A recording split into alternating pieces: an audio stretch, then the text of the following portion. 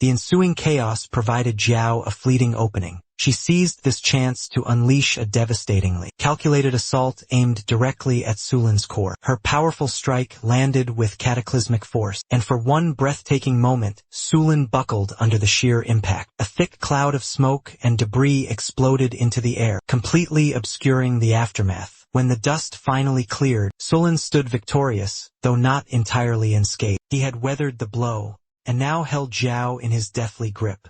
An icicle pierced straight through her chest, crimson lifeblood staining her clothes. A triumphant, cruel smirk twisted Sulin's lips, certain he had crushed her spirit. But Jiao was far from defeated. Despite the fatal wound, a defiant smile played on her lips as she gripped Sulin's arm with iron strength. Her voice, though a mere whisper, was laced with venom as she declared it was time for retribution. At that moment, Wang finally broke his paralysis. His flaming sword roared to life as he advanced. His gaze locked onto Sulin. Every single step he took pulsed with a scorching, unholy resolve. The time for holding back had passed. He would personally send Sulin to the abyss for this. As Wang relentlessly closed the gap, Yin chose to enter the fray. Arcs of raw electricity crackled around her body as she prepared to unleash her own power. With a mere flick of her wrist, she launched a volatile sphere of lightning hurtling toward Wang. Wang, however, was prepared. His flame-wreathed sword blazed even brighter as he steeled himself. This was no longer a simple battle for survival. It was a crusade for his sister, and for vengeance. Zhao, even in her grievously wounded state, summoned the last vestiges of her power, binding Sulin with thick, thorny vines that erupted from the ground. Her sacrifice created the perfect opening Wang required. Without a moment's hesitation, Wang charged forward, aiming his searing blade directly at Sulin's heart. However, Sulin was not prepared to die just yet. He instantly conjured a massive shield of ice, hoping to deflect the fatal attack. But Wang's burning determination was absolute. His sword obliterated the crystalline barrier, sending razor-sharp shards flying in all directions, and creating a dense, blinding mist that shrouded the entire area. Amidst the swirling chaos, Xiao collapsed to one knee, her breath coming in ragged gasps. Lu rushed to her side, urgently warning her not to overexert herself anymore. She insisted that she had already done more than enough, but Xiao simply waved away her worries,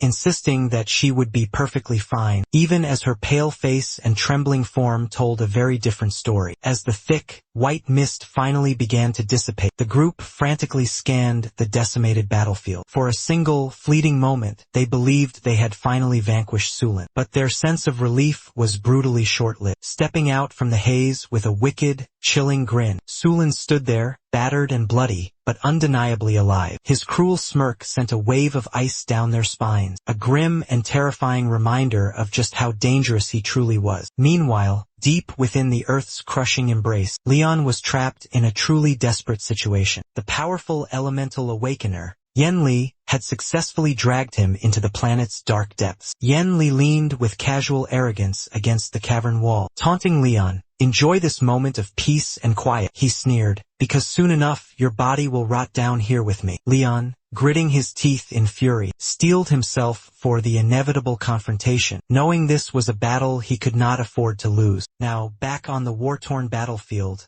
Sulin's aura of power intensified, becoming even more terrifying. His body began to glow with a faint light as he morphed into his final form, an overwhelming presence that radiated nothing but pure frost and malice. With a deranged and crazed look in his eyes, Sulin unleashed a terrifying barrage of jagged ice shards straight at Wang. The deadly, crystalline projectiles swarmed the air, leaving Wang absolutely no room for any error. Sullivan's allies watched the scene unfold from the sidelines, clearly uneasy, knowing he had lost control once again. Despite the truly relentless assault, Wang remained preternaturally calm, weaving through the attacks with deadly precision. Sulin continued his taunts, his voice dripping with sheer arrogance. He arrogantly declared that Wang would never be able to defeat him, while casually dodging Wang's next attack with incredible ease. But Sulin's blinding confidence made him oblivious to Wang's true strategy. Wang's strike had lured him into a cunning trap. As Sulin shifted to evade the blow,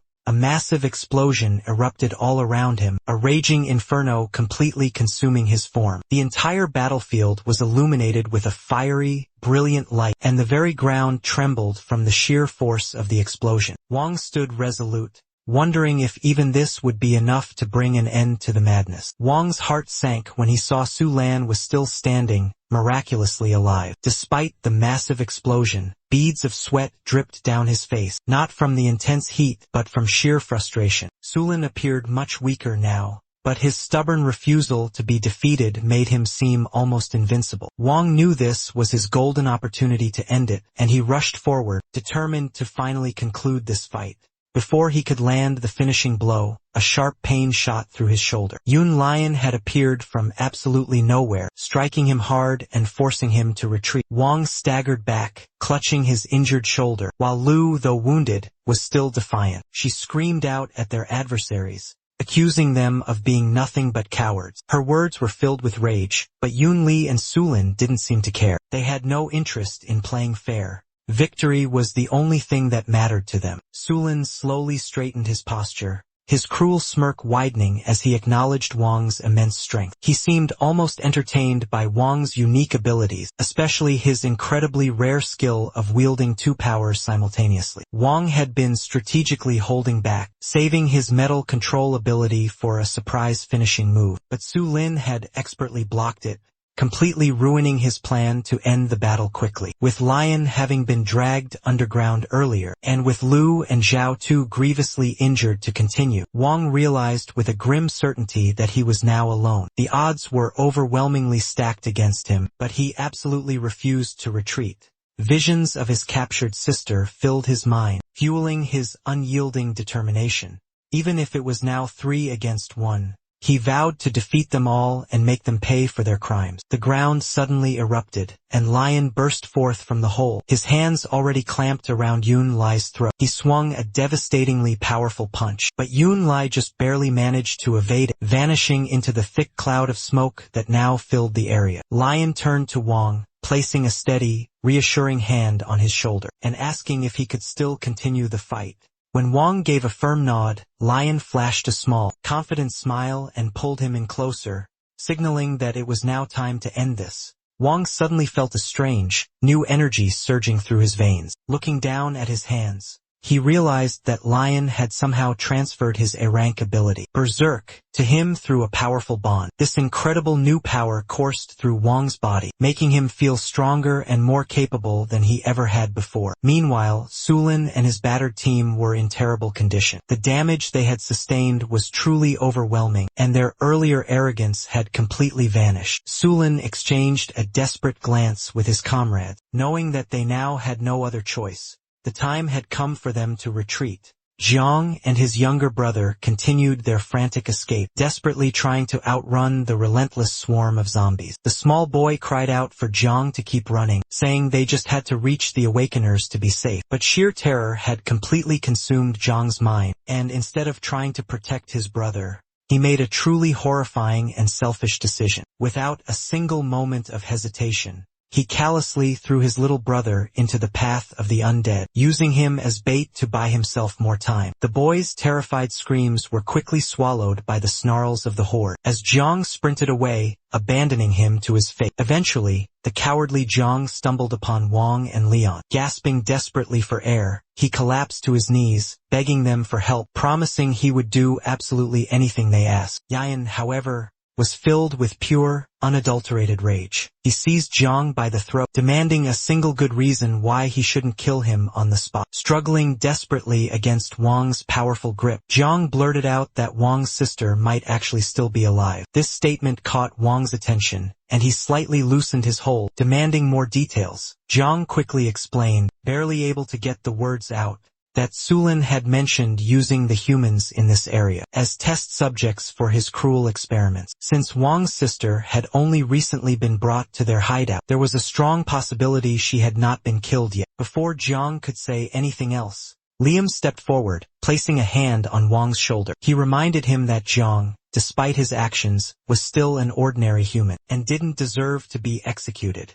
But Wang, completely consumed by his fury, snapped back that Zhang no longer seemed human to him. Without another moment of hesitation, he used his flame ability to incinerate Zhang's body, all while still holding him tightly by the throat. With a final, explosive burst of anger, Wang hurled Zhang's charred remains against the far wall. Lion watched this scene in utter shock, calling out to Wang, saying it wasn't necessary to take things that far. Wang, completely unbothered, simply replied, "We need to move quickly, before Sulin and his men can escape." As they made their preparations to leave, Wang suddenly turned to Lion with a sharp, knowing expression. He pointed out that Lion wasn't just a simple bureau agent. He had his own secret mission, to specifically target Sulin. Lion was clearly taken aback, his eyes widening in complete surprise. He asked how Wang had possibly figured out his true intentions. Wang calmly explained that it had become obvious the moment they had broken into the enemy's base. Sulin and his men had not been shocked by their sudden arrival. Instead, they seemed to be fully prepared,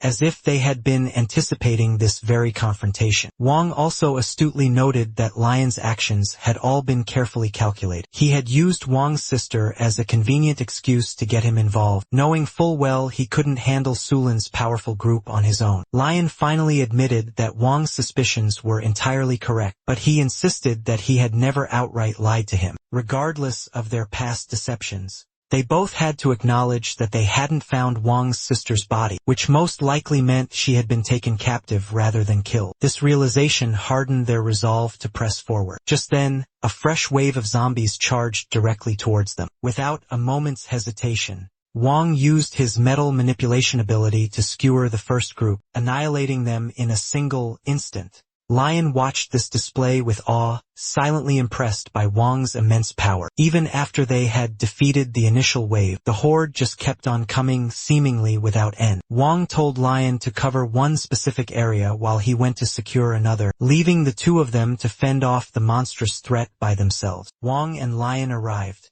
just in time to rescue Lu and Xiao from the zombie wave that was rapidly closing in on them. Lu desperately continued using her fire magic to incinerate as many zombies as possible, but their numbers were simply too great. She began to feel a grim certainty that they would not survive. Xiao, on the other hand, remained remarkably calm, believing with all her heart that Wang would come. She didn't know how, but she had unwavering faith that he would appear. Just as she had predicted, Wang and Liam burst onto the chaotic scene and immediately took out the zombies that were about to attack them. Once they had cleared the immediate area, Wang gently picked up the injured Zhao and carried her towards safety. He commanded Lion to hold off the rest of the zombies so they could escape. As they made their retreat, Wang cleared a path through the massive horde, realizing they couldn't possibly kill all the zombies at once. Then, he noticed something profoundly strange. The zombies appeared to be attacking in a highly organized fashion, almost as if they were following some kind of strategic plan. This made him wonder if they were being controlled by someone else. The thought immediately reminded him of a time from his past life, back when he had camped with a group of other survivors. One of them had spoken of a person known as the Zombie King. This Zombie King was rumored to be the only individual who could control the undead. He had no trust in humans, and kept only zombies as his companions, believing they would remain loyal while humans would inevitably betray him. Wang shook off the chilling memory and refocused on the present. Zhou asked him if he was alright,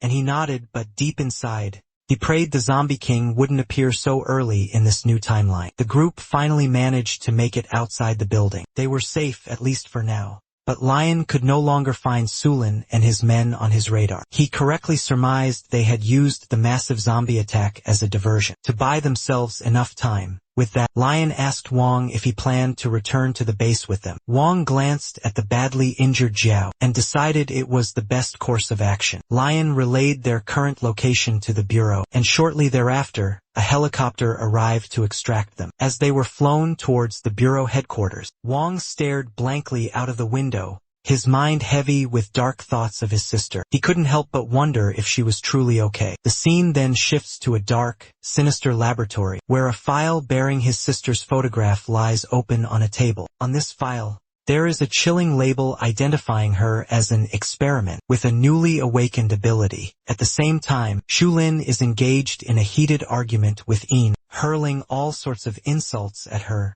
including calling her a bitch. Yahello does his best to calm her down, but none of his efforts seem to be working. The tension in the room is incredibly thick, and just as it seems the situation is about to escalate, the phone that connects them to their boss suddenly rings. His voice comes through the speaker, dripping with disappointment. He tells Sulin that he knows he would have been killed if it hadn't been for Yahello intervening at the last second to save him. Hearing this, Sulin desperately tries to defend himself, but his boss immediately cuts him off, telling him to shut up. He has no interest in hearing any excuses. The agents at the Special Bureau are already beginning to watch them much more closely. Because of this, the boss orders them all to lay low for a while. He has grand plans for them, plans that he claims will make them even stronger. With the entire world crumbling around them, he is absolutely confident that the Special Security Bureau will not possess the power to fight back for much longer. He assigns Sulin and Een the task of handling the second stage of their experimental preparation, sternly warning them not to repeat their previous mistakes. Meanwhile, back at the Bureau headquarters,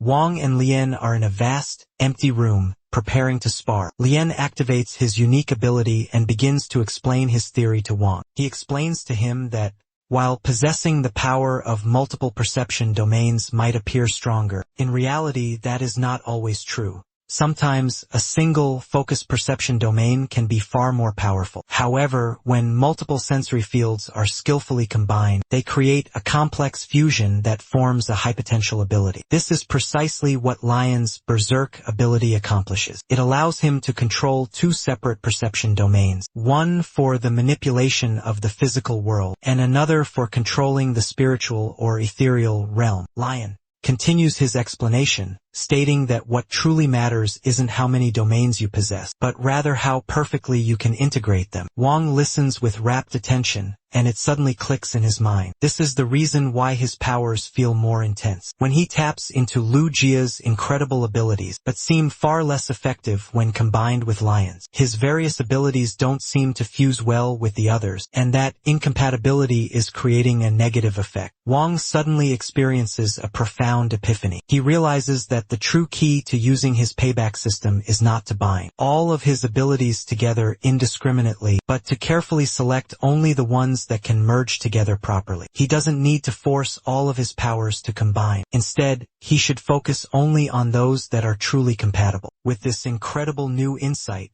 they decide to conclude their training for the day. Lien is a little disappointed that he didn't get the opportunity to properly spar with Wang, but he understands. Wang's suggestion to search the city for the zombies is still the Bureau's absolute top priority, so they prepare to head out.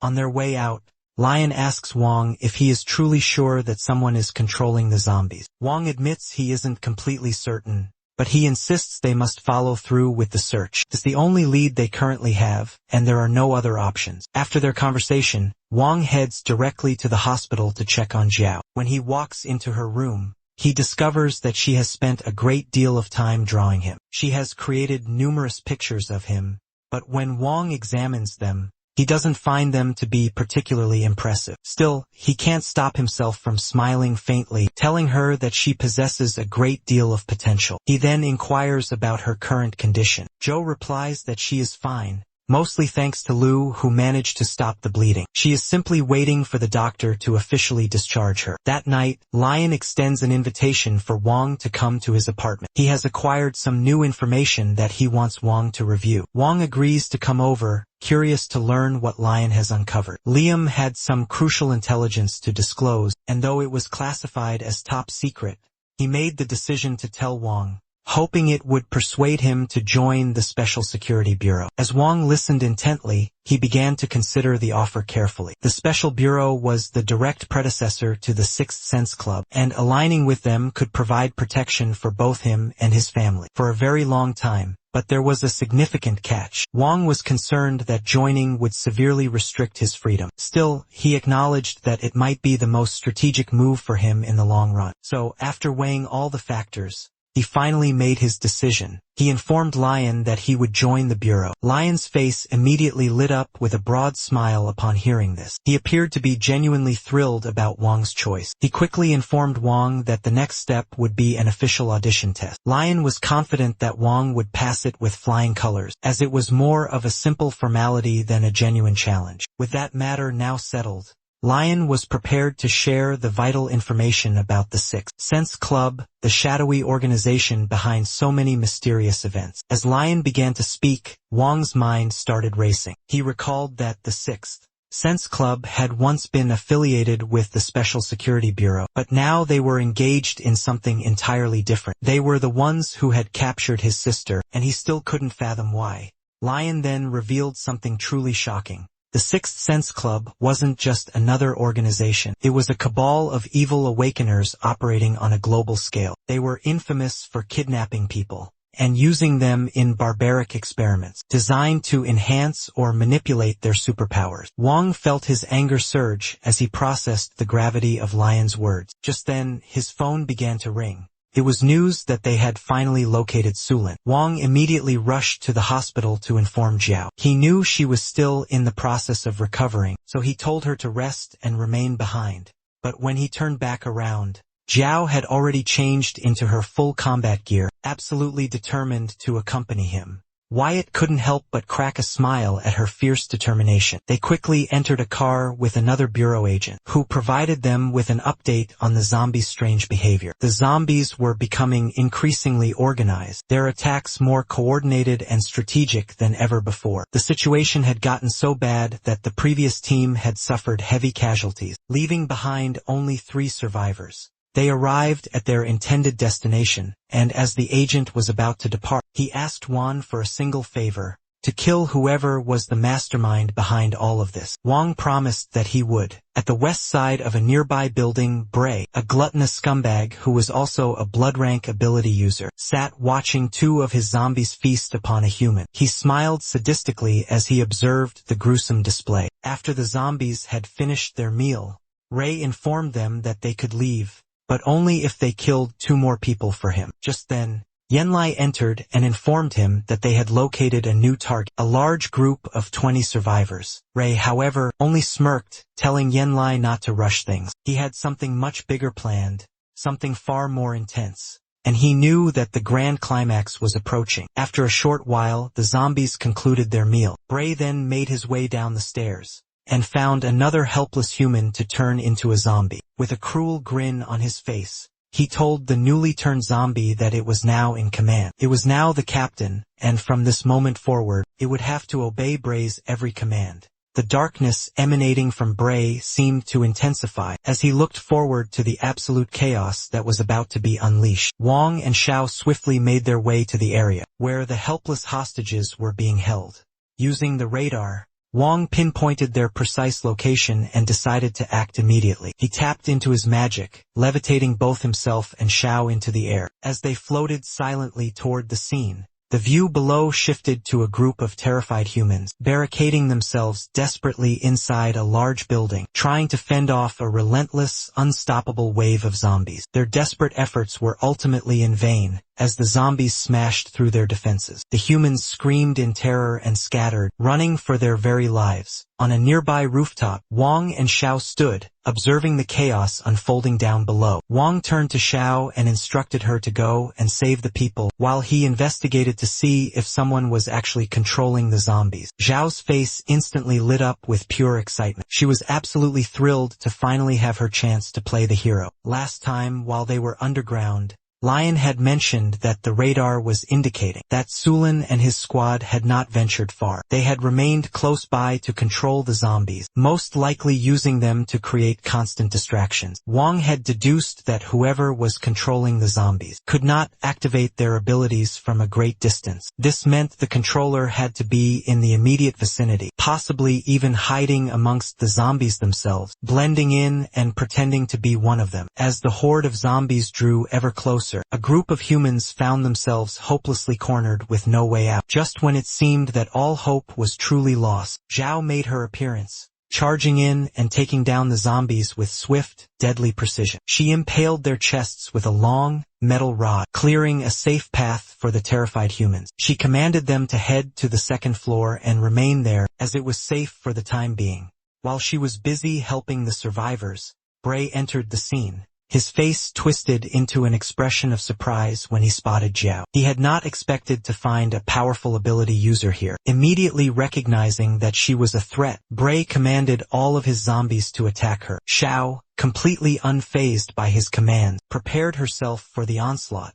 She grabbed an assault rifle and aimed it at the charging horde. However, instead of firing at them directly, she fired a volley of shots into the air. Ray laughed aloud at what he perceived as a foolish attempt to intimidate the undead horde. He began to mock her, completely oblivious to the fact that she had a much more cunning plan in motion. Zhao's confident expression didn't waver for a second. Whatever she had planned was now clear. She was not an opponent to be underestimated. Zell unleashed her full abilities, taking control of the metal bullets she had just fired. They reversed their trajectory in mid-air, raining back down like a deadly storm. The bullets pierced through the zombies one by one, reducing them to nothing more than lifeless husks. Bray, however, managed to just barely evade the onslaught, weaving his way through the chaos with surprising agility. Wang, who was observing from the side, couldn't help but let a smirk cross his face. He had finally found his true target. Without a moment of hesitation, Wang leaped down from the rooftop, a rifle already in his hands. His sudden appearance startled Bray, who angrily demanded to know who he was. Wayne didn't bother wasting any time with introductions. Instead, he simply raised his weapon and fired. Just as he had anticipated, Bray used his ability to command a nearby zombie, forcing it to act as a shield against the shot. While Bray's attention was focused on Wang, Zhao took full advantage of the distraction. She took control of a large, nearby vending machine, sending it hurtling down directly towards Bray. The massive object came crashing down on top of him, pinning him firmly to the ground. As Bray lay trapped beneath the heavy machine, he glared up at Wang and once again demanded to know who he was. Calmly, Wang responded that he was the man who was about to end him. Wang stepped closer, his rifle aimed squarely at Bray's head. He commanded him to order the zombies to stand down, warning that any failure to comply would cost him his life. Reluctantly, Bray issued the command, and the zombies immediately halted their attack. As the undead horde retreated, Bray's mind began to race. He couldn't tell if Wang and Zhao were simply stalling for time, or if they actually intended to let him live. Bray decided he would test Wang's intentions, asking him what it was he truly wanted. He couldn't comprehend why someone would risk so much just to save others, without expecting any kind of reward in return. When Wang made it crystal clear that he wasn't seeking any personal gain, Bray's lips curled into a disdainful, mocking smirk. He believed Wang was utterly naive, a complete fool for acting without any ulterior motives. Despite his precarious situation, Bray remained overly confident. He had realized that Wang and Zhao weren't planning to kill him outright. If that had been their intention, they would have done it already. Bray also knew that his own death would unleash utter chaos among the zombies. Without his control, the undead would go completely berserk, making it impossible for Wang and Zhao to protect the surviving humans. Suddenly, a hand shot out from the ground directly beneath Wang. Yanli, who had been hiding in the shadows, finally made his move, aiming to drag Wang down into the earth. But Wang was fully prepared. He seized Yanli's hand with a powerful grip, and yanked him out of the ground with his sheer brute force. Wang glared down at him, coldly declaring that he would not make the same mistake twice. A powerful energy surged around Wang as he unleashed his full power. The entire building was suddenly engulfed in roaring flames, the intense heat and light casting an ominous, hellish glow over the chaotic scene. Yanli paused for just a moment, his eyes narrowing as he assessed Wang's incredible raw power. Yen had not expected this level of strength and precise control. Despite his admiration, he had no intention of backing down. With a sudden burst of speed, Yen Li charged directly toward Wang, taunting him as he advanced. He arrogantly claimed that Wang couldn't possibly handle all of them at once, not on his own. At that exact same moment, Bray shouted commands to his zombies, ordering them to lift the heavy vending machine that was still pinning him down. The undead swarmed to obey his command, and Bray climbed back to his feet, dusting himself off with an air of profound irritation. He sneered directly at Wang, calling him a fool for being so concerned about the civilians' safety. Yanlai lunged at Wang, delivering a powerful punch, but Wang had anticipated the move and sidestepped it with effortless grace. His focus then shifted briefly to the approaching wave of zombies, and with deadly precision he fired his weapon, taking down several of them in an instant. As he moved, Wang silently acknowledged his own priorities. He had not chosen to isolate the civilians outside without a good reason. Their safety, especially Zhao's, weighed very heavily on his mind, especially since she had just been discharged from the hospital after all. Yanlai attempted another sneak attack, but Wang was incredibly quick to react. With a massive surge of energy, he created a fist of both metal and fire, clashing directly with Yanli's powerful strike. The impact sent Yanli flying backward a considerable distance, crashing into the debris-filled ground. For the very first time, Yanlai looked genuinely shocked. He hadn't realized that Wang could manipulate both metal and fire, a deadly combination of powers that made him far more dangerous than they had ever assumed. Wang, in the meantime, remained completely focused. All he needed now was to form a contract with Yanlai and finally claim the reward for all of his efforts. But the brutal battle was still far from over. Bray, realizing the gravity of their situation, unleashed his terrifying final form. His body twisted and expanded, his monstrous frame growing in both size and ferocity. The zombies that surrounded him mirrored this transformation, becoming even more vicious and bloodthirsty. Fueled by pure rage and desperation, Yanlai launched yet another attack, absolutely determined to finally finish Wang off. But this battlefield was now Wang's domain, and his complete control over the environment gave him an undeniable advantage. With deadly, calculated precision, Wang countered Yanlai's desperate assault, easily overpowering him and forcing him onto the defensive. Just when it seemed as though Wang was poised to deliver the final blow, Yanlai used his stone magic in a final, desperate effort. Massive slabs of solid rock erupted from the ground, forming a protective barrier between him, Bray, and Wang. The newly formed stone wall gave them a brief reprieve, but it was abundantly clear to everyone that this fight was not over yet. Yanli's expression had grown tense, betraying the grim realization that Wang's patience was rapidly wearing thin. Their battle had reached a dangerous stalemate, leaving Yanli at an ever-growing disadvantage. He knew that Wang's powerful attacks could not penetrate his rock armor, but Bray was a significant weak link, utterly useless in close-quarters combat. Yanli understood that Wang's inevitable strategy would be to target Bray first, and he braced himself for that very moment. It happened just as he had predicted. Wang charged directly at Bray, aiming to deliver a swift, decisive blow. Yanlai reacted instantly, using his magic to levitate Bray off the ground, just moments before Wang's attack could connect. Despite this timely intervention, Wang's system suddenly lit up with a new notification, announcing that he had successfully formed a binding with Bray, meaning that he had just obtained his ability to control zombies. Meanwhile, Zhao was locked in a desperate battle of her own, struggling against the relentless onslaught of magic dragons attacking her. Yanlai, seeing her growing difficulties, smirked, now confident that the tide of battle had turned in his favor. But his confidence quickly began to waver when he noticed the knowing smirk still lingering on Wang's face, as if the situation had been under his complete control all along. Sensing a new opportunity, Yanlai instructed Bray to flee the arena with his horde of zombies. He reasoned that if Bray managed to escape first, Wang would be forced into making a difficult choice, either pursue Bray or stay behind and fight. With his new plan now set, Yanlai launched a powerful attack on Wang, believing it would finally end the battle.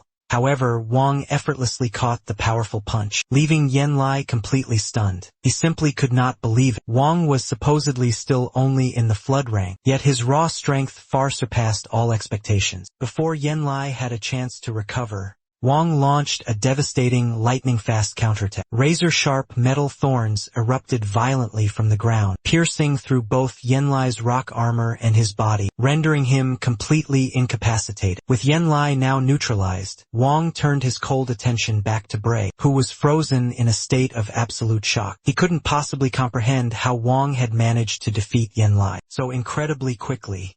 Wang, now in full possession of Bray's zombie-controlling abilities, decided it was time for Bray to experience his own twisted powers, with horrifying new consequences. Wayne commanded the zombies to devour Bray. As the undead swarmed over him, Wayne suddenly felt a sharp headache, leaving him momentarily disoriented. He wondered if it was the mental strain of sharing a connection with so many zombies, or if his new ability was somehow incomplete. Yanlai, still impaled by the metal thorns, watched in utter disbelief as Wang commanded the zombies with perfect ease. Struggling to even speak, he asked Wang how many abilities he actually possessed. Wang gave no answer. Instead, he strode menacingly over to Yanlai, his gaze as cold and unforgiving as a winter storm. Grabbing Yanlai by the neck, Wang issued a chilling final ultimatum. Tell me everything you know about the Sixth Sense Guild, or you will suffer a miserable, agonizing death. Yanlai stubbornly refused to cooperate, but Wang was relentless. To force his compliance, Wang brutally broke one of Yanlai's legs, eliciting a blood-curdling scream of pure agony. The unbearable pain finally shattered Yanlai's resolve, and he finally agreed to reveal everything that he knew. Wang's first question was about the fate of his sister. Yanlai revealed that she was, in fact, not dead. She had successfully survived the first phase of a cruel experiment, and was being kept alive until the second phase was ready to begin. The experiment, Yanlai explained, involved using human bodies to cultivate a powerful supernatural seed. By this point, Wang's sister had already been fused with this seed. The second phase of the experiment would make the seed bloom, effectively turning her body into a fertilizer for the seeds. Utterly furious, Wang seized Yanli by the throat, his anger boiling over at the thought of his sister's suffering. He was ready to kill him, but Yanli desperately pleaded for his life, claiming he knew the location of the lab where these horrific experiments were being conducted. According to him, it was hidden deep beneath the second hospital's morgue, and they were just waiting for the opportune moment to proceed. When Wang demanded to know who was giving the orders, Yanlai hesitated, refusing to provide an answer. He knew full well that revealing the truth would cost him his life. Wang, now holding a sharp, metal fork in his hand, leaned in closer and warned Yanlai that, if he didn't start talking, his death would be excruciatingly slow and agonizing. The chilling threat hung in the air, pressing Yanlai into a corner. Meanwhile, Bray was still being horrifically devoured by the zombies, his entire pathetic life flashing before his eyes. Memories of his miserable childhood came flooding back. He recalled being relentlessly bullied and how utterly powerless he had felt. He placed all the blame on his teacher for his suffering, believing her self-righteous sense of justice had made him an easy target. One day, during this period of constant torment, Bray had encountered a stunningly beautiful woman who planted dark thoughts of revenge and resentment deep within his mind. She had encouraged him to fight back against all those who had wronged him. Fueled by her insidious words, Bray turned his anger into brutal action, beating up everyone who had ever bullied him. He then returned to the mysterious woman, seeking validation for his actions. She praised him lavishly, her approval solidifying her powerful influence over him. When he finally asked her name, she introduced herself as Reese.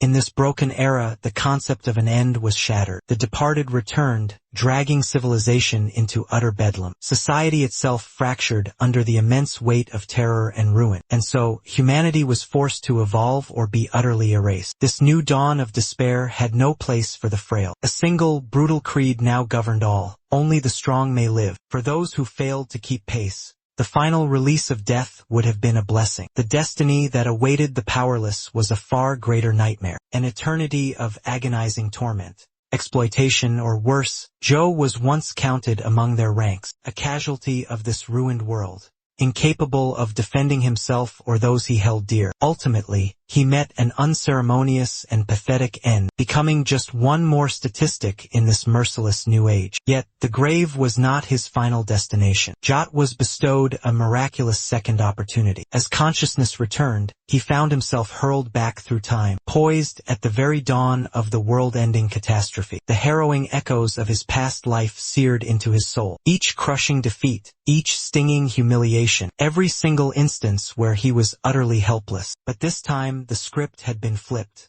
The godlike powers he once coveted were now his to command. He was now gifted with both A rank and the legendary S rank powers. Shao understood that destiny had granted him this revival for a purpose. The embers in his soul roared into an inferno as he swore to claim this new life. All of those who had once scorned him, who jeered at his frailty and took advantage of him. They would all learn the true cost of their arrogance. He would demonstrate to them all that this world was now his to conquer. However, Jeeves' burning ambitions were not limited to mere retribution. He vividly recalled the faces of those who had to powerlessly see their cherished ones ripped away. The agony of losing one's family, of witnessing slaughter with no power to intervene. That feeling still echoed in his very being, for them and himself. He etched another oath upon his soul this time. He would become a shield for those unable to defend themselves. He would guarantee that no one would ever taste the same despair he had known. With a second chance and unparalleled power in his grasp, Joe's new path was crystal clear.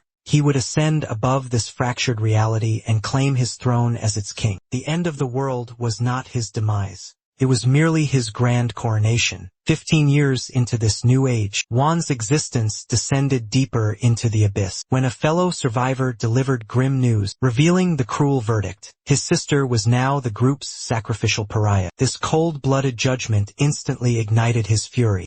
He seized the messenger by his collar, his voice raw as he demanded answers. The outcasts were meant to be chosen by a consensus of the group, not by the selfish decree of one man. Before the situation could truly explode, the camp's leader intervened, commanding Wang to release the man. The leader's justification was as chilling as it was pragmatic. Wang's sister was afflicted with tuberculosis. She was a burden to them. Their resources were far too limited to be squandered on someone who was no longer useful. The decree was absolute. Wang's rage finally boiled over. He drew his blade from its sheath, prepared to spill blood for his sister. But as his eyes swept across the room, he saw the unshakable loyalty the group held for their commander. Heavily outnumbered and overpowered, he knew this was a confrontation he could not possibly win. Defeated, he growled, demanding to know where she had been cast out. The leader answered without a shred of pity, informing him she was abandoned deep within the mountains. Deaf to the scornful jeers that echoed behind him, Wang charged out into the menacing wilderness. A singular purpose now burned in his mind: find his sister. The woods were unervingly still as he navigated the dense trees, screaming her name into the void, searching frantically. The crushing weight of their betrayal pressed down upon him. And then, a flicker of movement. He saw her, concealed among the foliage, shaking with silent tears. Her gaze met his,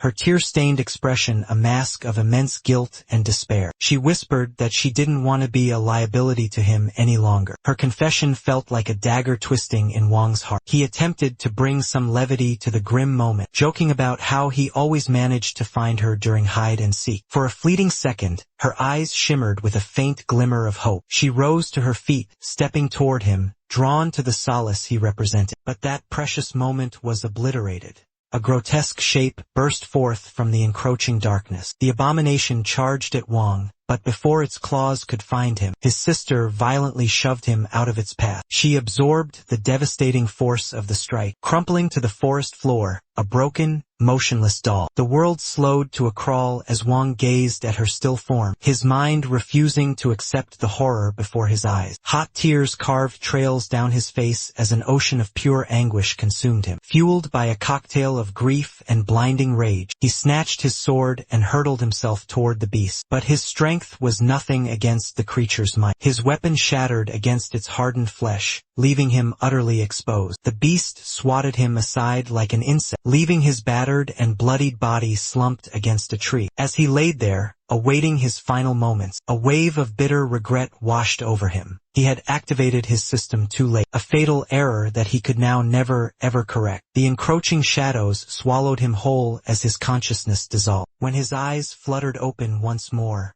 he was no longer in those dark, haunted woods. He was back in his seat in a familiar classroom. The faint scratching of chalk on a distant blackboard and the sharp tone of a teacher's voice dragged him back to reality. He glanced around, bewildered, to see his childhood friend, Chien, beside him. A friend who had perished long ago, right as the apocalypse began. It was in that very instant that the stunning truth hit him. He had been sent back through the currents of time. The shock was staggering. But within the chaos, a tiny flame of hope ignited. His unique system was still with him. He mentally confirmed its existence, even though it displayed no active bindings at present. The memories of his first life came flooding back to him. The searing pain of losing his mother, and then his sister, his complete inability to save them. He would not repeat the same blunders this time around. He absolutely had to obtain the shelter quota. He had to guarantee their survival. He would do anything to rewrite their destiny. At the dawn of this broken new age, staying alive often demanded the sacrifice of one's own self-respect. For Zhao and his beloved sister, this grim reality became clear when they were subjugated by Zhang's faction. Zhang was a profoundly selfish and utterly cruel leader who viewed his own followers as nothing more than expendable pawns. Zhao and his cherished sister were treated no differently. They were subject to his every whim, treated more like property than people. It was not until a powerful woman, who commanded the incredible abilities of an awakener, stepped in that they were finally freed from Zhang's tyrannical grasp. Her astounding courage and might left an indelible mark on Zhao. Now, blessed with this second life, he was resolute to repay that debt. This time, he would be the one to rescue her from despair. Back in the present, chaos was erupting at the Keen Loan Company. A pack of violent thugs had smashed their way inside, menacing the sole woman who was in charge of the place. In a fierce, desperate move to protect herself, she plunged a pen clean through the hand of an attacker. But her defiance was not enough. The gang's leader seized her from behind, his grip reeking of smug superiority. He mocked her futile struggles, delighting in his torment of her. He sneered, reminding her of the massive debt her father left. Her own father, he taunted, had preferred taking his own life over settling his accounts, leaving her to bear the brutal weight of his actions. With a vicious grin, he drove his boot into her chest, the impact flinging her to the floor as she choked and coughed blood. Still not sated by her agony, he ground his heel into her face, his assault both calculated and savage. Before the situation could plunge further into darkness, the door flew open and Zhao strode into the room. Clutched in his hand was a heavy metal bat, and his face wore a look of confidence that bordered on sheer arrogance. The thugs gawked at him, completely speechless, before one of them barked out, demanding to know who he was. Zhou's answer was both straightforward and utterly bizarre. He nonchalantly introduced himself as a superhero. The gang leader's irritation quickly morphed into raw fury. He snarled at his men, ordering them to put Xiao down. But the ensuing battle defied all their expectations. Despite being heavily outnumbered, Xiao carved through them effortlessly, his strikes precise, brutal, and without mercy. He stood as the victor over the heap of battered thugs, and as their leader attempted a hasty escape, Zhao's hand clamped around his throat, choking him. Gasping, the leader managed to question why Xiao was interfering. Zhao's reply was accompanied by a grim, knowing smile. He was simply here to settle a debt that was owed to him in the future. Without a moment's pause, he knocked the man unconscious, making certain he would no longer pose a threat to anyone. Directing his focus now to the injured girl, Xiao moved toward her, asking about her injuries. Though beaten and clearly terrified, she quietly assured him that she would recover. Relieved, Xiao went back to the unconscious gang boss, rifling through his pockets until he found the IOU. He held it up for the girl to see. The leader tried to bluff, denying that it even existed, but a single glance at Gio's cruel, sadistic grin changed his mind. Shaking, he confessed where the real document was. Xiao retrieved it and placed the paper in the girl's hands. With no hesitation, she ripped the document into shreds, a powerful symbol of her freedom from debt and from the shackles her father's actions had placed upon her. In that very second, Zhou's system interface flared to life. A new notification materialized, informing him of a potential binding. The truth dawned on him. This young woman was vital to awakening her power. She would require his guidance, and Zhou was never one to dismiss. A golden opportunity that perfectly matched his grand design. With a sharp glint of purpose now shining in his eyes, Zhou offered her a sharp knife. The choice of what she did from this point was completely hers. He had prepared the stage for her. Now, it was her turn to take that first critical step into the future that she was always meant to have. Stepping back outside, Wang was met with a deeply unsettling panorama. Rain was falling, but this was no natural weather. It was a rain of pure black. The bizarre storm did not startle him. In fact, he had been anticipating its arrival as if on cue. His internal system came online, presenting a status update that verified he now possessed an A-rank power. In this new world, powers were classified into 6 primary tiers, with any ability above S-rank being viewed as overwhelmingly godlike. Combat-type skills were graded according to their sheer destructive force, with classifications like Tyrant and Flood describing their potential. During his previous existence, Wong's system had been pitifully weak, confining him to a mere D-rank skill set. That meager ability had only been sufficient to attain the Tyrant level, rendering him utterly defenseless when confronted by real power. But this time, with this miraculous second chance, his S-rank power instantly propelled him to the very apex of the Tyrant level. The moment he awakened, as he absorbed the reality of this new power, Jo emerged, joining him as she walked out into the strange rain. She commented on how curious it was that they both seemed to possess the exact same power. Wong, being cautious not to disclose that his ability stemmed from the payback system, deflected her remark, attributing their similar powers to simple human nature. A few hours later, they stood at the school's official registration point, now in the company of a uniformed military official. The reason for their presence was to claim a coveted shelter quota, a truly priceless commodity with the apocalypse looming ever closer. The officer, fascinated by their exceptionally high-ranked abilities, tried his best to recruit them into joining the armed forces. While the proposition had its merits, Wong understood that time was a luxury he couldn't afford to waste. He provided the officer with a respectful but ultimately evasive answer. As they continued walking, the black rain grew even more intense, baffling them, as such a phenomenon had never been recorded before, casting another shadow of foreboding over the unfolding day. Shelter slots were exceedingly scarce and valuable, which led the officer to advise that they should contact their families to secure their own arrangements. To the absolute astonishment of everyone present, Zhao nonchalantly gifted Wong her own special area reservation. The sheer generosity of the act left the officer completely floored, actually dropping down to his knees in utter shock at the immense value of her incredible gift. Their conversation was suddenly cut short when Zhao's sharp eyes caught something up the road. She urgently called out to Wong and the soldier, gesturing toward a pack of zombies savagely tearing apart a human. The officer instinctively shielded them from the sight, lifting his sidearm and bellowing for the undead creatures to halt. His command was met with complete indifference. The crack of his pistol shot did absolutely nothing to them, and it only seemed to further provoke the monstrosities. They immediately began to charge him with terrifying velocity. One of the ghouls managed to get its hands on the officer, yanking him into its lethal embrace. But before the grim end could arrive for him, Wong unleashed the full fury of his newly awakened power. In a fraction of a second,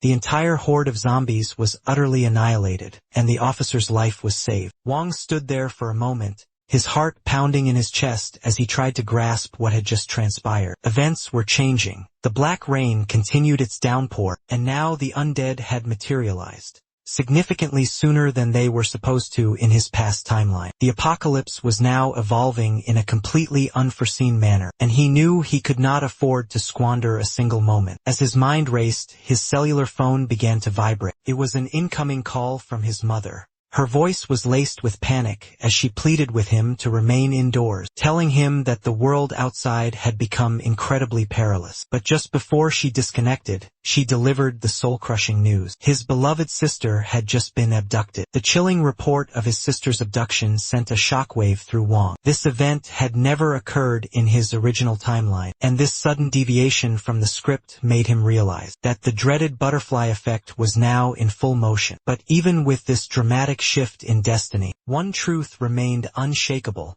He would not permit any harm to befall his precious little sister. Resolute, he steeled his nerves and prepared for the coming hunt. Before departing, Wong activated his powerful Pierce ability, instantly wiping out the last of the zombies in a single devastating move. Xiao watched this display, stunned, instantly knowing the skill was just like her own, but also realizing that Wong's command of it was on a completely different level. Mere moments later, Wong arrived at his mother's home. Without a single word, he enveloped her in a reassuring embrace, swearing to her that he would bring his sister back to them. She quickly told him that the abductors were demanding that he confront them at the ominous Ken Yuan building, making a chilling threat to execute his sister if he failed to show. The name of the place meant nothing at all to Wong, so Xiao quickly informed him that It was the new name for the old Jianggan industrial complex. The mere mention of Jiang's name sparked a fresh wave of fury inside Wang. He theorized that Jiang probably didn't survive the initial chaos of the apocalypse, though that thought offered very little comfort at this moment. Understanding the grave peril now facing his family, Wang instructed his mother to quickly gather her essential things. He was absolutely determined to get her to the security of a shelter, vowing to be her shield and to retrieve his sister safely. In the depths of his heart, he held himself responsible for this crisis. He had depended too much on the knowledge from his previous existence, naively believing that events would unfold in the exact same way. This served as a harsh wake-up call, proving that vigilance was paramount if he had any hope of protecting the people he cared about. With this new resolve, Wang faced Xiao directly, placing his hands firmly on her shoulders, demanding she recount every single detail she knew about Jiang. After he had gathered all the necessary intel, he personally escorted his mother to the fortified safety shelter. Before departing, he offered her one final reassurance, pledging that her daughter would be returned to her, completely unharmed. Wang and Xiao then immediately departed for the kidnapper's known lair. On their journey, they were confronted by even more of the undead, their twisted and grotesque bodies lurching toward them. Yan couldn't suppress the dark notion that these monsters now existed, only because the underworld had finally run out of room for them. Without a moment's pause, he unleashed a brilliant flash of his power, impaling the zombies and dispatching them in an instant. But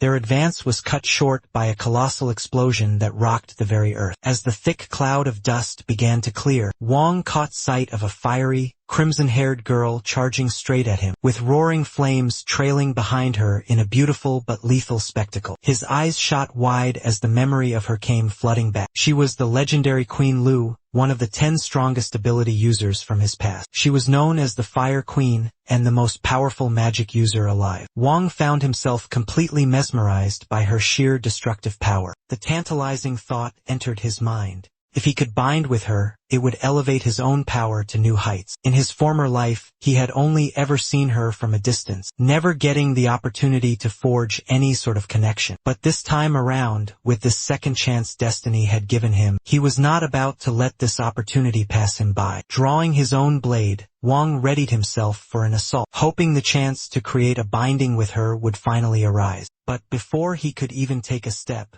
Queen Lu unleashed the full fury of her flame abilities, incinerating the vast majority of the zombies in their vicinity. Even so, commanding fire against so many targets at once was clearly still proving to be a challenge for her. Wang seized upon this momentary opening, dashing past her and using his own power to impale and completely obliterate another massive wave of the undead. But just as he momentarily dropped his guard, a zombie lunged at him from his blind spot. Luckily, Jia was right there, unleashing her own powers to rescue him in the absolute nick of time. Working together, the two of them moved in perfect, deadly harmony, eradicating the rest of the zombie horde, all while the powerful Queen Lu stood off to the side, observing their incredible coordinated takedown. From her unique vantage point, Queen Lu studied the duo. She could easily sense their immense strength, placing them likely at the apex of the tyrant tier. Wayne, feeling her intense gaze upon him, turned his head to check on her, silently asking if she was okay. After a moment of silence, they formally exchanged names. Wayne extended his hand as a sign of respect, and in that single moment, the fated binding link was forged. The legendary Fire Queen, recognizing their incredible power, chose to establish a binding with him. With a flash of magic, she gifted him her S-rank ability, Ignite, making him immensely more powerful than he was moments before. After acquiring this powerful new skill,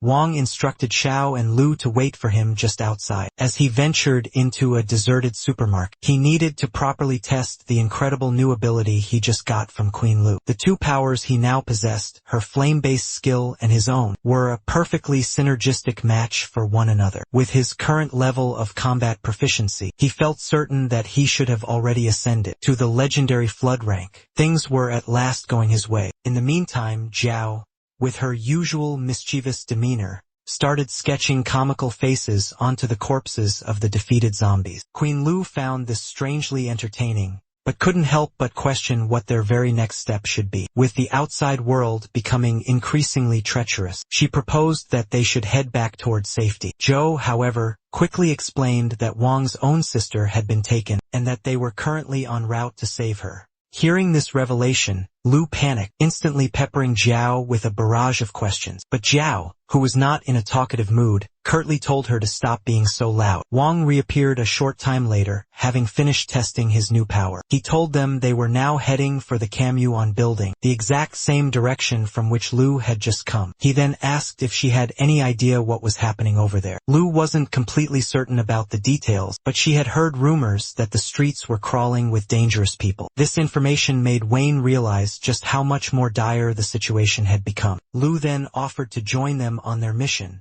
confidently stating that she was more than capable of defending herself. Wang, who was already well aware of her immense power, agreed. He thanked her sincerely on his sister's behalf. With the plan now firmly in place, they departed as a trio, fully committed to rescuing his sister and confronting any peril that awaited them. At long last, the bizarre black rain finally ceased, and Zoe couldn't resist speculating if this change meant the undead hordes would revert to their original state. But she had no way of knowing that, in reality, the end of the rain actually signaled the true beginning of the cataclysm. In this terrifying new age, abominations were ranked from the highest, cataclysm, all the way down to the lowest tier, simply named catalytic. The creatures they were currently fighting were just low-level catalytic zombies. But Wang was painfully aware that the situation could spiral out of control fast. His top priority was to save his beloved sister and escort her to the shelter before things got any worse. The newly formed trio infiltrated the building, trying to move with absolute stealth. They swept through the area for some time but found absolutely no trace of the abductors. With no other leads to follow, they made the decision to ascend to the highest floor. The very moment they stepped out of the elevator, they were instantly met by a massive, swarming horde of the undead. The unexpected emergence of the horde took Wang completely by surprise, and just as one of the ghouls lunged directly for him, he unleashed his newly gained ignite power to incinerate. From that point onward, Wang, Zhao, and Lu battled in perfect unison. The grueling fight stretched their powers to their absolute breaking points, but they refused to yield their ground, driven to stay alive and to locate Wang's missing sister. Wang very quickly observed that Lu was lacking in real combat skill, but he was thoroughly impressed by Zhao's performance, as she had already demonstrated that she was a formidable fighter. The confrontation was lasting much longer than Wang had ever imagined, and as he quickly scanned the immediate area, he saw that there were still innumerable zombies remaining. He immediately commanded the girls to get back into the elevator, using his unique ability to levitate them across the gap to safety. As soon as they were clear, Wang unleashed his ultimate technique. Giant, jagged boulders shot up from the floor, pulverizing the remaining zombies that stood in their way. The ensuing chaos provided just enough of a distraction for him to make his own escape. He rejoined the girls just a few moments later, but they were both completely baffled by the increasing ferocity and aggression of the zombies, even though the strange black rain had already subsided. Lu, in particular, was completely bewildered by this, noting that this entire situation didn't match up with what her bureau had initially foreseen. She started to wonder if this was all an elaborate trap set by the kidnappers. But Wang, whose mind was focused solely on rescuing his sister, didn't care one bit whether this was a trap or not. His only objective was discovering her current whereabouts. Since Wang had never once met Jiang, even in his past life, he made the logical assumption that the man must have died around now, right as the apocalypse was first beginning to unfold. As they stepped out from the elevator once more, they came face to face with a completely unknown monstrosity, a creature that looked to be a growth stage undead. It was a beast unlike anything Wang had ever seen before, and they were all left to wonder what this meant for this new world that was now spiraling deeper and deeper into utter chaos. Shocked by the sudden arrival of such a high-level zombie, this early on in the world's end, Wang urgently commanded the girls to get in the elevator and flee immediately. The cramped hallway was a terrible place for a battle, and he refused to let them get trapped in the ensuing violence. However, as they made their attempt to get away, the creature managed to trap them, Lu instantly reacted, unleashing her powerful fire magic to strike at it, but her assault seemed utterly useless, having no visible impact on the beast. Seeing that her attacks were accomplishing nothing, Xiao levitated several massive boulders with her own power, and sent them hurtling down upon the powerful zombie, the sheer force of the impact crushing it into the floor. Meanwhile, a lone male survivor, who had just dispatched a zombie himself, froze when he detected a peculiar sound coming from nearby. His battle-honed instincts suggested it could be agents from the Bureau, but he remained perfectly still, uncertain of what might happen next. Wang and the two girls pressed onward, only to be confronted by yet another growth stage zombie. Wang had never imagined he would face one of these so soon in his new life, but he had absolutely no intention of retreating now. Resolute in his decision to destroy it, he immediately summoned a sword of pure flame, slashing a fiery arc across the creature's massive chest. Regrettably, the powerful strike appeared to inflict very little harm, which only served to confirm what he already believed. The zombie's flesh was simply too resilient for conventional attacks. Only a direct strike to its head would have any meaningful effect. With this vital knowledge, Wayne swiftly manifested a sphere of fire in his palm, and used it to deliver a punch straight to the zombie's face. The flames roared with intensity, and Lu watched, completely stunned, having never witnessed flame magic being utilized in such a direct way. The monster was completely swallowed by the inferno, and for a brief instant it looked like they had actually triumphed. But to their utter disbelief, the zombie emerged from the fire unscathed, its hand lashing out to snatch Wang with horrifying quickness. Wang was completely blindsided when his assault failed to do enough damage. Nimbly evading the zombie's grasping claws, he instantly understood that felling this abomination would demand a team effort. This was, after all, a growth stage undead, a monster Wang had battled numerous times in his previous life. Because of this, he knew its single weak spot, his heart.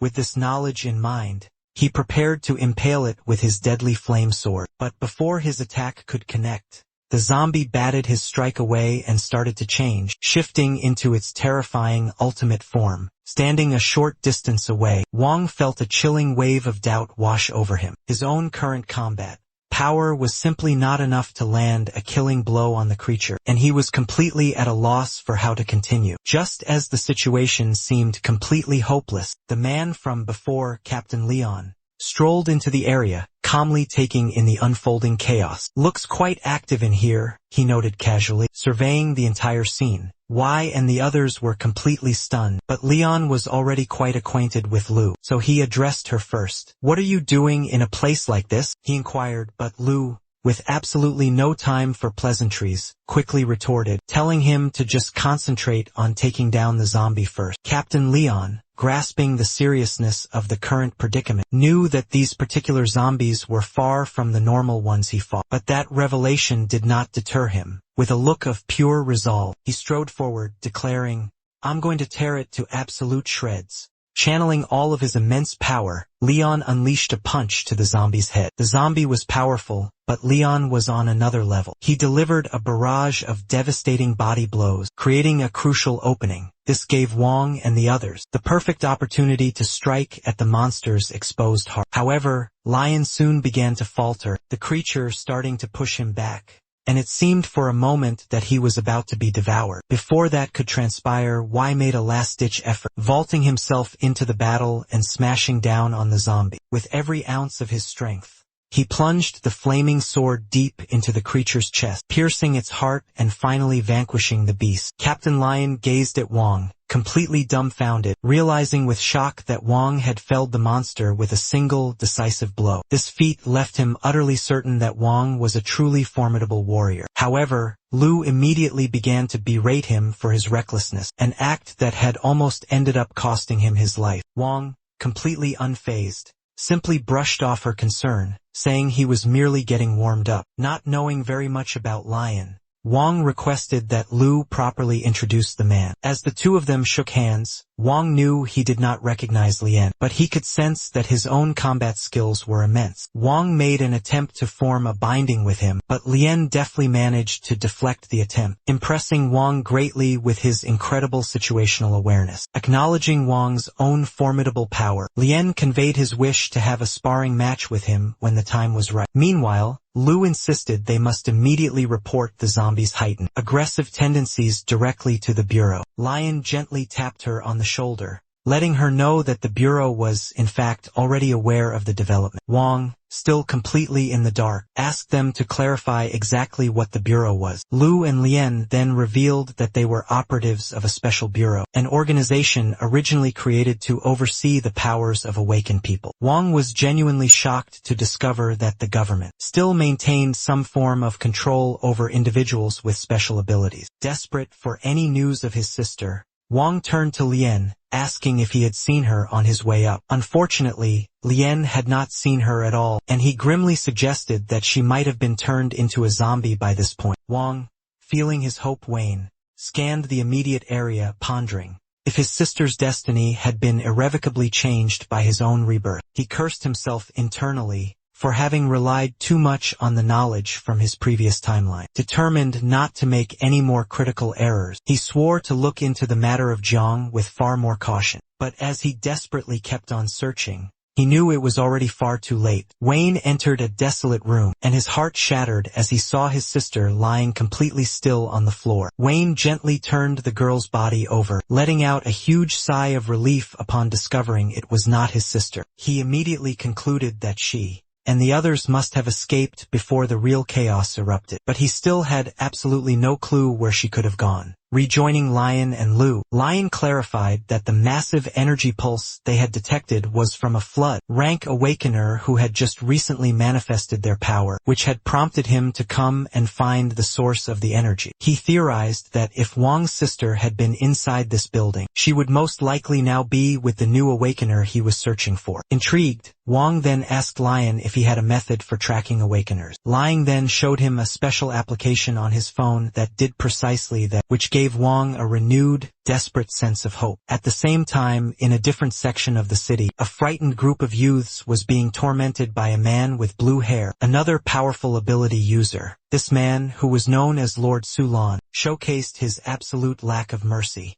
by encasing one of the poor students in a solid block of ice, before shattering him, proving how little he valued human life. He had also captured several important scientists, forcing them to aid him in his nefarious schemes. Before he could proceed any further, one of his underlings reported that Lord Een was now on the second floor, which made Sulan depart immediately to find him, leaving the remainder of the gruesome work to the captive scientist. And among these terrified captives was Wang's own sister, bound tightly to a metal table, with thick tape covering her mouth, praying with all her might that someone would soon come to her rescue. Back with Wang's group, Lion utilized his tracker to identify the location, where the powerful energy wave had finally dissipated, which suggested that the new awakener was probably inside the building they were approaching. The trio carefully made their way into the structure, but it was completely deserted. Lu started to have her doubts, now uncertain if they had come to the correct place. Wang also felt this doubt, observing the thick layer of dust on the floors. It looked as if no one had stepped foot in here for a very long time. Undeterred by this, they resolved to search the entire building. Wang thought back on all the events that had occurred up to this point, coming to the conclusion that the Special Security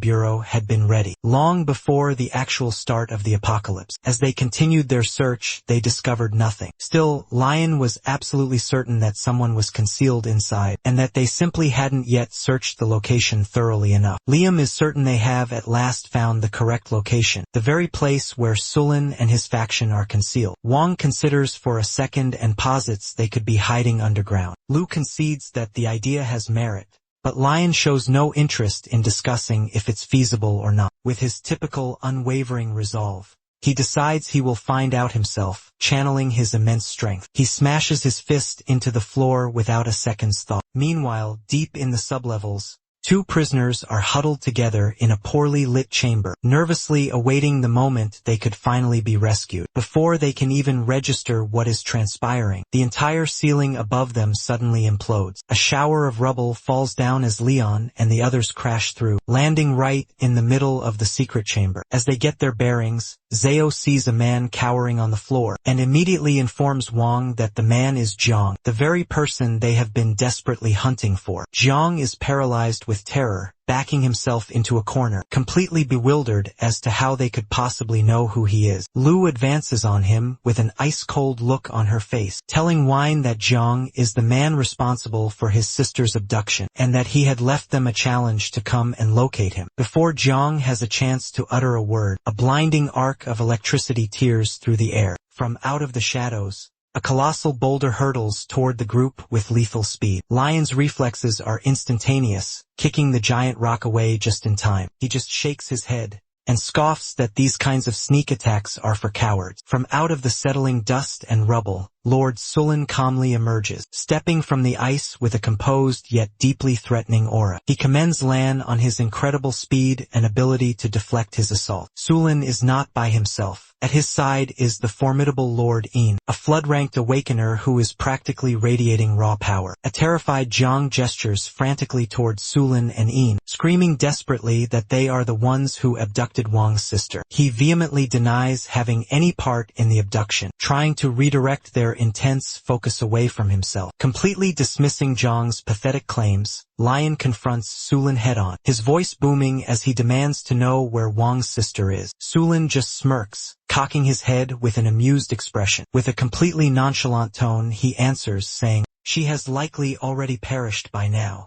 Wang was completely immobilized, his thoughts a chaotic storm. The sheer weight of Su Lan's words utterly devastated him. Even with this miraculous second chance he had been given, it seemed he was utterly incapable of rewriting his sister's cruel fate. Su Lan, observing Wang's horrified and speechless expression, viciously twisted the knife, saying he had arrived just in time to claim her body. Lu and Zhou could not tolerate Su Lan's heartless taunts any longer. Pure rage ignited in their eyes as they faced Wang and instructed him to remain behind. They would handle this situation. Without even waiting for an answer, they both charged at Sulan, their righteous fury burning like a wildfire. Xiao initiated the attack, swinging her weapon in a mighty downward arc. Sulan, on the other hand, parried the blow with ease, that arrogant smirk never fading from his face. He countered by summoning razor-sharp spikes of ice and firing them at her. Xiao narrowly evaded the deadly projectiles, but one of them managed to graze her face, leaving behind a shallow, bloody cut.